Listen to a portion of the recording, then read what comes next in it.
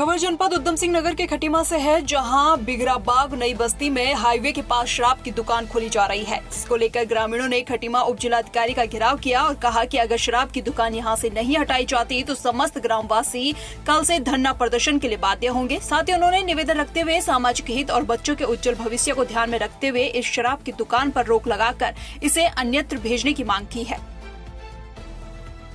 में जो दुकान खुली है हमारे देशी वगैरह की दुकान, उसमें काफ़ी जन विरोध है। वो लोग पहले भी मेरे पास ज्ञापन लेके आए हैं। मैंने आपका रिजल्ट से इसकी व्याख्या मांगी थी, उनके द्वारा कहा गया कि ये सारे मांगों को पूरा करना है।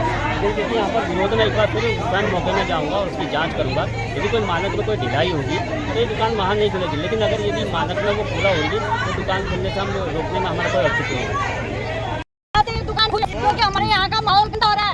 हमारे बच्चे कहाँ जाएंगे, हमारे बेटियों का घर निकलना मुश्किल हो जाएगा, निकलना मुश्किल हो जाएगा। हम ये करने के लिए आते हैं। रोज से तीसरी से भगाया गया है क्योंकि वो आदमी से आए सरकारी परिश्रम चीज के लिए क्यों नहीं लिया जाता। यहाँ पर छोड़ दिया अच्छी चीज बना के बाहर बनाओ, हमारी चौक की बनाओ। एक्सीडेंट हो रहे हैं।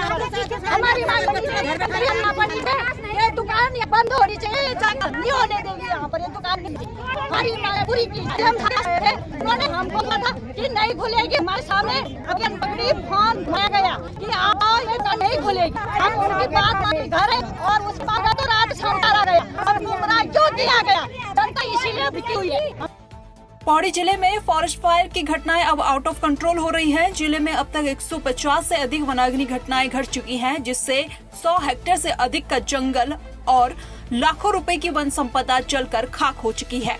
ऐसे में आग बुझाने के लिए वायुसेना की मदद ली जा रही है, लेकिन चारों तरफ धुआं होने के कारण वायुसेना का ऑपरेशन अग्निपथ दूसरे दिन भी शुरू नहीं हो सका है। आपको बता दें कि आज सुबह 11 बजे के आसपास वायुसेना के हेलीकॉप्टर MI-17 ने उड़ान भरी, लेकिन लो विजिबिलिटी के कारण श्रीनगर की एक बार टोह लेने के बाद ऑपरेशन को फिर बंद करना पड़ा। वहीं वायुसेना के सामने धुआं और बड़े बड़े बिजली के टावरों में झूलते हुए तार भी समस्या बनकर उभर रहे हैं। आज की लार्ज फायर्स का जो नंबर DFO साहब द्वारा बताया गया, वो 5 लार्ज फायर्स अभी भी हैं। अद्वानी और पाभो और कुछ पर्टिकुलर लोकेशन है, मांडा खाल भी उसमें शामिल है। और चूँकि कॉन्टीन्यूसली स्मॉग होने के कारण या बहुत ज़्यादा धुआं होने के कारण हमारा इंडियन एयरफोर्स का जो चॉपर है अभी वेट कर रहा है स्टैंड बाय पोजीशन में, और जैसे ही क्लैरिटी मिलती है उसके बाद में हम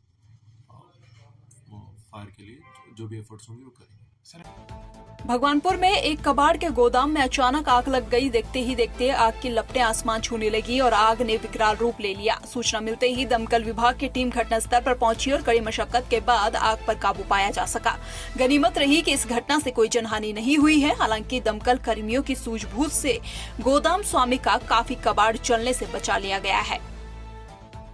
टिहरी जिले के प्रताप नगर ब्लॉक के ग्राम पंचायत गरवाड़ गाँव और खंबा खाल के ग्रामीणों को 6 महीने से पानी नहीं मिल पाया है, जिसके बाद अब परेशान ग्रामीणों ने धरने पर बैठने की चेतावनी दी है।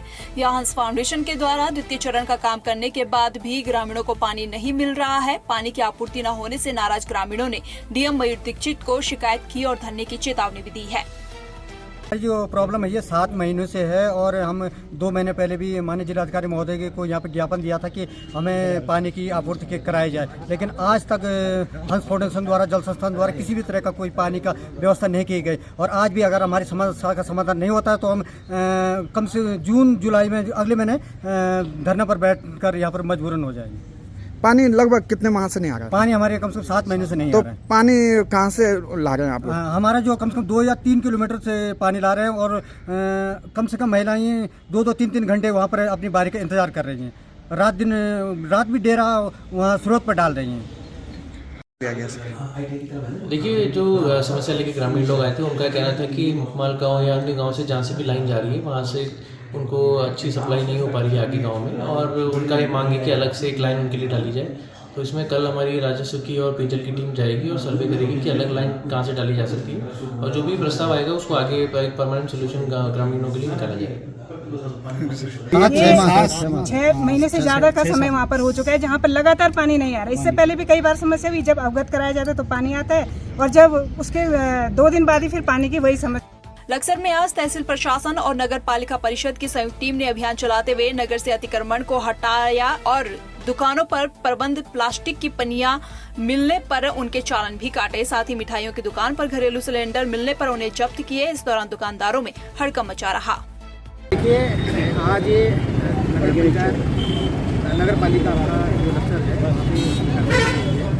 और कल हमने नडोरा में भी की थी, सुल्तानपुर में भी की थी, आज भी दोनों जगह चल रही है। और इसमें डीएम साहब के स्पष्ट निर्देश है कि बरसात से पूर्व जो नालों पर अतिक्रमण है या कहीं कोई अन्य अतिक्रमण है, तालाबों पर अतिक्रमण है, तो उसको हटवाना है। तो उसी के दृष्टिगत हम लोग ये अतिक्रमण हटा रहे हैं और साथ साथ जो नाला सफाई है उसको करवाएंगे ताकि बरसात में जल भराव की स्थिति ना हो। और जो ये अभियान है हमारा लगातार चलता रहेगा, कंटिन्यू चलेगा। और अभी तक हमने मैं यहीं की बात करूं लक्सर की तो 9 चालान अभी तक हमने किए हैं और कल हमने नंदोरा में 18 चालान किए हैं। तो ये चालानी कार्रवाई भी चलती रहेगी, अवैध अतिक्रमण भी हटता रहेगा और नालों की सफाई भी